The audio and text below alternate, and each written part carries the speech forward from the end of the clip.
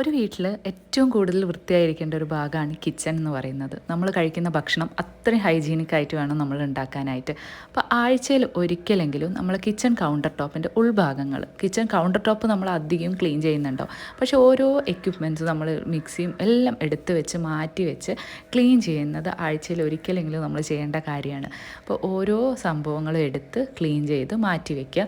നമ്മളുടെ kitchen counter ടോപ്പിൻ്റെ മേലുള്ള ടൈൽസ് മുതൽക്കാണ് നമ്മൾ ക്ലീൻ ചെയ്യേണ്ടത്. അപ്പോൾ എപ്പോഴും സ്റ്റാർട്ട് ചെയ്യുമ്പോൾ മുകൾ ഭാഗം തൊട്ട് ക്ലീൻ ചെയ്യാനായിട്ട് ശ്രമിക്കണം. അങ്ങനെയാണെങ്കിൽ ഈസി ആയിട്ട് നമുക്ക് ക്ലീൻ ചെയ്യാനായിട്ട് പറ്റും.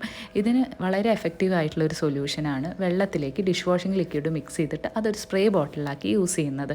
പെട്ടെന്ന് ക്ലീൻ ചെയ്യാനായിട്ട് പറ്റും. ഒരു ഷൈനിങ്ങും നമ്മളെ ടൈൽസിന് ഇത് കൊടുക്കും.